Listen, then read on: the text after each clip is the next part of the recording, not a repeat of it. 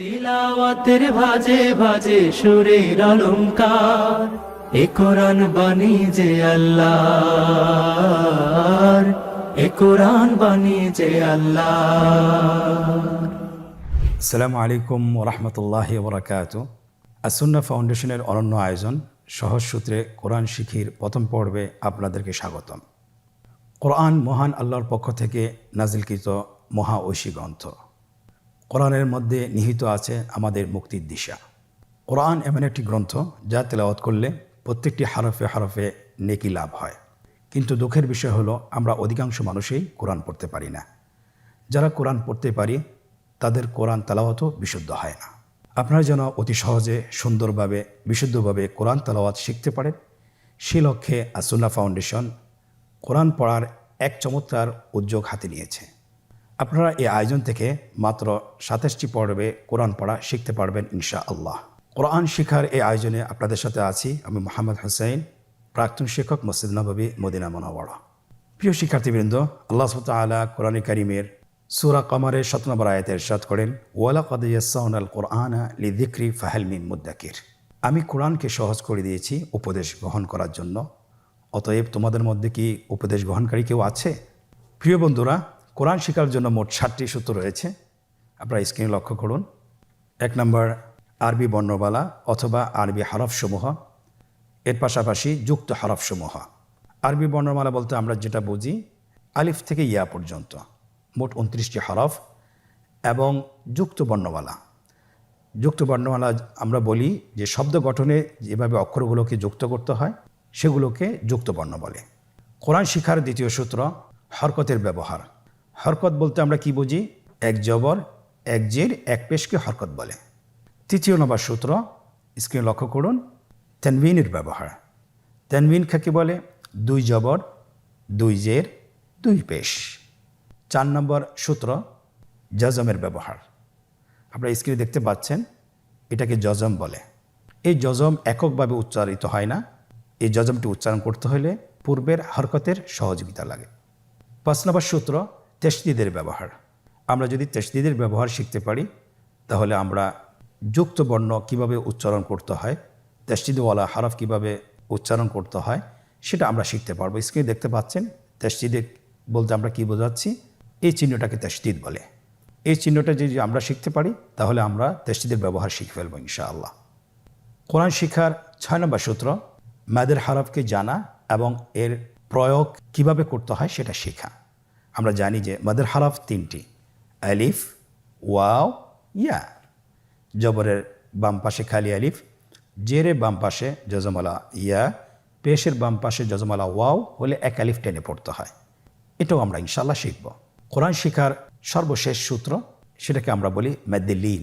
লিনের ব্যবহার আমরা যদি শিখতে পারি তাহলে আমরা কোরআন পড়া শেখাটা আমাদের জন্য সহজ হবে ইনশাআল্লাহ। আপনারা স্ক্রিনে দেখতে পাচ্ছেন, লিনের হরফ 2টি, ওয়াও এবং ইয়া। ওয়াও জজম তার আগে যদি জবর থাকে এবং ইয়া জজম তার আগে যদি জবর থাকে তাহলে এটাকে লিনের হরফ বলে। আলহামদুলিল্লাহ, আমরা কোরআন পড়া শেখার 7টি সূত্র আমরা দেখলাম এবং জানলাম। আমরা যদি এই 7টি সূত্র যদি আত্মস্থ করতে পারি, শিখতে পারি, জানতে পারি, তাহলে ইনশাআল্লাহ কোরআনের যে কোনো শব্দ, যে কোনো আয়াত, যে কোনো বাক্য আমরা সহজেই বানান করে পড়তে পারবো। এবং বিশেষ করে আমরা যখন 27টি পাঠ শেষ করতে পারবো তখন ইনশাআল্লাহ আমরা পুরা কোরআন যে কোনো জায়গা থেকে আমরা বানান সহ এবং বানান ছাড়া পড়তে সক্ষম হব ইনশাআল্লাহ। চলুন আর দেরি না করে আমরা আমাদের আজকের প্রথম পাঠটি শুরু করি।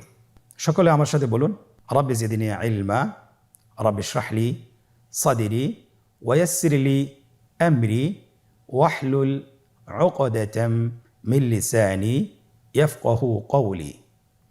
আলহামদুলিল্লাহ, আপনারা স্ক্রিনে দেখতে পাচ্ছেন আরবি বর্ণমালা, আরবি হরফসমূহের যে 29টি হরফ, এর মধ্যে থেকে আমরা ইনশাআল্লাহ আজকে আমরা 7টি হরফ শিখব। প্রত্যেকটি হরফ কিভাবে উচ্চারণ করতে হয়, কয় আলিফ টান রয়েছে, কি কি বৈশিষ্ট্য রয়েছে, এটা বিস্তারিত সহ আলোচনা করে আপনাদেরকে ইনশাআল্লাহ পড়াবো এবং হরফগুলো কিভাবে লিখতে হয় সেটাও আমরা আপনাদেরকে দেখাবো। আপনারা স্ক্রিনে লক্ষ্য করুন, আলিফ হরফটি অবশ্যই আপনারা দেখতে পাচ্ছেন। আলিফ হরফটি খুবই সহজ, দেখতে লাঠির মতো। এটা লাঠি যেরকম দাঁড়িয়ে থাকে আলিফ হরফটি সেরূপ দাঁড়িয়ে আছে, তাহলে এটাকে কি বলে? আলিফ। আমাদেরকে বলতে হবে, বলুন আলিফ। আলিফে কিন্তু কোনো টান নেই, আপনারা বুঝতে পারতেছেন। আমি যখন আলিফ বলছি এর মধ্যে কোনো টান হবে না, আলিফ। আবার বলুন আলিফ। আলিফ হরফটি মাখরাজ হলো আপনার মুখের শূন্যস্থান থেকে, গলা এবং মুখের শূন্যস্থান হতে আলিফ হরফটি উচ্চারিত হয়। আমরা সবাই বলি আলিফ। এর পরবর্তীতে আপনারা দেখতে পাচ্ছেন 3টি হরফ আমরা দেখতে পাচ্ছি আমাদের স্ক্রিনে চলে এসেছে, বা, তা, সা। আমাদের স্ক্রিনে চলে এসেছে বা হরফটি কীভাবে উচ্চারণ করবেন? বা হরফে টান হবে, এক আলিফ টান। আপনারা আমার সাথে বলুন বা। আবার বলুন বা। এর মাখরাজ হলো আপনার 2 ঠোঁটের বিজা অংশ থেকে আপনি উচ্চারণ করবেন। দেখুন স্ক্রিনে কিন্তু এটা ছবি দেখা যাচ্ছে, আপনি ছবি দেখেও বলতে পারেন এবং ছবি দেখেও আপনি নিজে অনুশীলন করতে পারেন। আপনারা আমার সাথে আবার বলুন বা। বায়ের মতো আরেকটি হরফ আমরা দেখতে পাচ্ছি তা। তায়ের উপরে 2 নোক্তা, তাহলে 2 নোক্তালা হরফটিকে কি বলে? তা হরফটি বারিক হরফ এবং এক আলিফ টেনে পড়তে হবে। আপনারা আমার সাথে বলুন তা। আবার বলুন তা। তায়ের মাখরাজ কোন জায়গা থেকে? জিহ্বার আগা সামনের উপরের 2 দাঁতের গোড়ার সঙ্গে লাগিয়ে উচ্চারিত হয়। আপনারা আমার সাথে আবার বলুন তা। মাশাআল্লাহ, আমরা সহজেই বা এবং তা চিনতে পেরেছি। পরবর্তী হরফটির নাম হলো সা। আগের 2টি হরফ, বায়ের নোক্তা ছিল নিচে এবং তায়ের নোক্তা ছিল উপরে, সেখানে ছিল 2টি নোক্তা, আর সারও 3টি নোক্তা রয়েছে, সেটা হলো তার উপরে। তাহলে 3 নোক্তাওয়ালা হরফটিকে কি বলে? সা। আবার বলুন সা। সা হরফটি বারিক মানে পাতলা করে উচ্চারণ করতে হবে। তাহলে আমরা এখন সায়ের মাখরাজ লক্ষ্য করি। সায়ের মাখরাজ কোন জায়গা থেকে? স্ক্রিনে দেখা যাচ্ছে। সা হরফটির মাখরাজ হলো উচ্চারণের স্থান জিহ্বার আগা সামনের উপরের 2 দাঁতের আগার সঙ্গে লাগিয়ে উচ্চারিত হয়। আমরা আমার সাথে আবার উচ্চারণ করুন সা। সা। আবার বলুন সা। মাশাআল্লাহ, তাহলে আমরা 4টি হরফ শেষ করে ফেললাম, সম্পন্ন করলাম। প্রথম হরফটি ছিল আলিফ এবং দ্বিতীয় 3টি হরফ দেখতে একই রকম। এই 3টি হরফ হলো বা, তা, সা। বা, তা, সা। আলহামদুলিল্লাহ, অল্প সময় আমরা 4টি হরফ চিনতে পারলাম এবং শিখে ফেললাম। পরবর্তী আরও 3টি হরফ আপনারা স্ক্রিনে দেখতে পাচ্ছেন, স্ক্রিনে চলে এসেছে। প্রথম হরফটি হলো জিম, পরের হরফটি হা, পরের হরফটি খ। আপনারা আমার সাথে বলুন জিম, হা,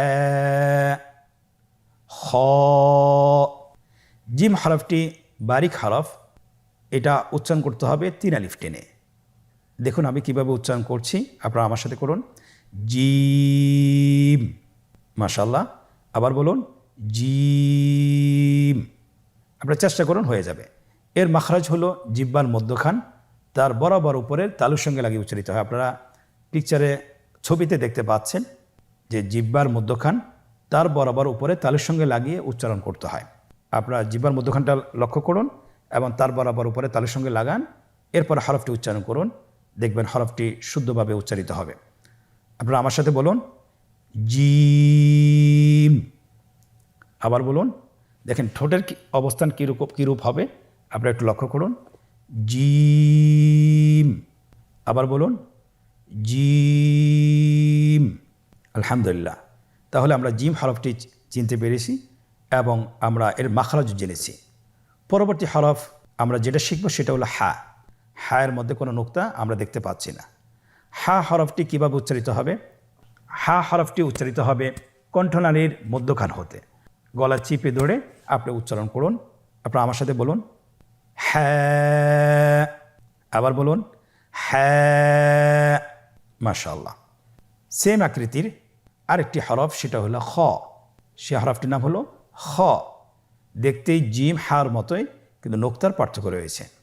জিমের মধ্যে একটি নোক্তা রয়েছে, হায়ের মধ্যে কোনো নোক্তা নেই এবং খয়ের উপরে একটি নোক্তা রয়েছে। আপনারা স্ক্রিনে দেখতে পাচ্ছেন। আমরা খ হরফটি উচ্চারণ করব। খ হরফটি হলো মোটা হরফ, উচ্চারণের ক্ষেত্রে মোটা হবে। ছবিতে দেখুন খ হরফটি কীভাবে উচ্চারণ করতে হবে। খ হরফটির মাখরাজ হলো কণ্ঠনালীর শেষ ভাগ হতে উচ্চারণ করতে হয়, কণ্ঠনালীর শেষ ভাগ। আপনারা আমার সাথে বলুন খ, আবার বলুন খ। মাশাআল্লাহ, আমরা তিনটি একই আকৃতির হরফ শিখলাম, সেটা হলো জিম, হ্যাঁ, খ। জিম, হ্যাঁ, খ। আমরা শুরু থেকে আবার ধারাবাহিকভাবে আমরা পড়ব, আপনারা আমার সাথে পড়ুন। বলুন শুরু থেকেই, আলিফ, বা, তা, সা, জিম, হ্যাঁ, খ। আলহামদুলিল্লাহ, তাহলে আমরা ধারাবাহিকভাবে পড়লাম। আমরা এখন পিছন থেকে পড়ে আসব। আপনারা আমার সাথে বলুন খ, হ্যাঁ, জিম, সা, তা, বা, আলিফ। আমরা এই হরফগুলো এখন গ্রুপ আকারে পড়ব। আপনারা আমার সাথে বলুন আলিফ, বা, তা, সা, জিম, হা, খ। আবার বলুন আলিফ, বা, তা, সা, জিম, হা, খ। আলহামদুলিল্লাহ, আমরা 7টি হরফ শিখলাম এবং চিনলাম। এখন আমরা দেখব এই 7টি হরফ কীভাবে লিখতে হয়। আপনারা স্ক্রিনে লক্ষ্য করুন, স্ক্রিনে দেখানো হচ্ছে কিভাবে হরফগুলো লিখতে হয়। আলিফ, বা, তা, সা, জিম, হা, খ। খুব সহজে কিন্তু লেখা হয়ে গেল। আমরা জানি বাংলা এবং ইংরেজি বাম পাশ থেকে লিখতে হয়, কিন্তু আরবি হরফগুলো লিখতে হয় ডান পাশ থেকে, ডান দিক থেকে শুরু করতে হয়। আপনারা লক্ষ্য করেছেন স্ক্রিনে কীভাবে লেখা হয়েছে, ডান দিক থেকে শুরু করে বাম দিকে শেষ করতে হয়। সম্মানিত মুসলিম ভাই বোনেরা, এতক্ষণ ধরে আমরা আরবি হরফগুলো শিখতেছিলাম এবং আমরা অনুশীলন করতেছিলাম। এখন আমরা নিজেদেরকে মূল্যায়ন করব যে কতটুকু আমরা শিখতে পেরেছি, কতটুকু আমরা বুঝতে পেরেছি, বা হরফগুলো কতটুকু আমরা চিনতে পেরেছি, সেটা আমরা নিজেদেরকে যাচাই বাছাই করব অনুশীলনের মাধ্যমে। আমরা এখন একটি চমৎকার অনুশীলনের মধ্যে প্রবেশ করছি। আপনারা স্ক্রিনে দেখতে পাচ্ছেন আমাদের সামনে একটি অনুশীলনের পেজ চলে আসছে। এখানে আমরা নিজেরা অনুশীলন করব এবং আমরা হরফগুলোকে ভালোভাবে আত্মস্থ করব। 1 নম্বর অনুশীলন, নিম্নোক্ত হরফগুলো সঠিক নামের জায়গায় লিখুন এবং পড়ুন। নিম্নোক্ত হরফগুলো সঠিক নামের জায়গায় লিখুন এবং পড়ুন। আমরা দেখতে পাচ্ছি এখানে 3টি রো দেওয়া আছে। প্রথম রোতে হরফগুলো দেওয়া আছে, দ্বিতীয় রোটি খালি রাখা হয়েছে এবং তৃতীয় রোটি এখানে হরফগুলোর নাম দেওয়া আছে। এখন আমাদেরকে যেটা করতে হবে, হরফগুলো সঠিক নামের জায়গায় বসাতে হবে। দেখুন কিভাবে হরফগুলো সঠিক নামের জায়গায় বসানো হচ্ছে। প্রথম হরফটি হা, দেখুন তার সঠিক নামের জায়গায় বসানো হয়েছে। দ্বিতীয় হরফটি তা, তার সঠিক নামের জায়গায় বসানো হয়েছে। তৃতীয় হরফটি খ, তার সঠিক নামের জায়গায় বসানো হয়েছে। এভাবে সবগুলো হরফ তার সঠিক নামের জায়গায় বসিয়ে দেওয়া হচ্ছে। দ্বিতীয় অনুশীলন, রেখা টেনে হরফের সাথে নামের মিল করুন। আপনারা স্ক্রিনে দেখতে পাচ্ছেন এখানে 3টি কলাম রয়েছে। ডানের কলাম হরফগুলো দেওয়া আছে, মাঝখানের কলামে খালি রাখা হয়েছে এবং শেষের কলাম, তৃতীয় কলামটিতে হরফের নামগুলো দেওয়া আছে। আমাদেরকে যেটা করতে হবে, হরফের সাথে নামের মিল করতে হবে। কিভাবে? রেখা টেনে। প্রথম হরফটি সা, তার নামের সাথে মিল করে রেখা টেনে মিল করে দেওয়া হচ্ছে। দ্বিতীয় হরফটি হ্যাঁ, তার নামের সাথে রেখা টেনে মিল করা হচ্ছে। তৃতীয় হরফটি বা, তার নামের সাথে রেখা টেনে মিল করা হচ্ছে। এমনিভাবে প্রতিটি হরফ তার সঠিক নামের সাথে রেখা টেনে মিল করে দেওয়া হচ্ছে। আলহামদুলিল্লাহ, অনুশীলনের দ্বিতীয় পর্বটিও আমরা শেষ করতে পেরেছি।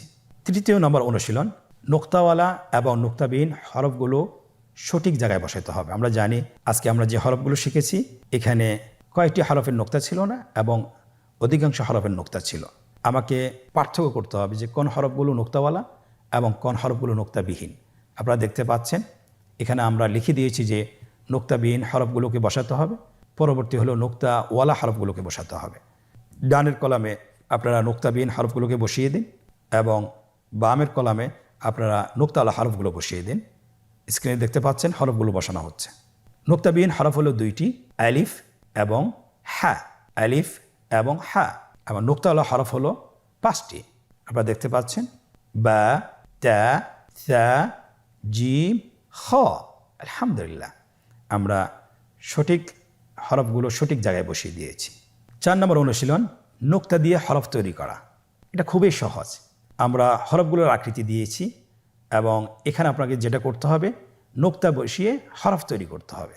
প্রথম হরফটি বলা হয়েছে যে আমাকে সা তৈরি করতে হবে, আকৃতি দেওয়া আছে, শুধুমাত্র আপনাকে নোক্তা বসিয়ে সা হরফটি নিশ্চিত তৈরি করতে হবে।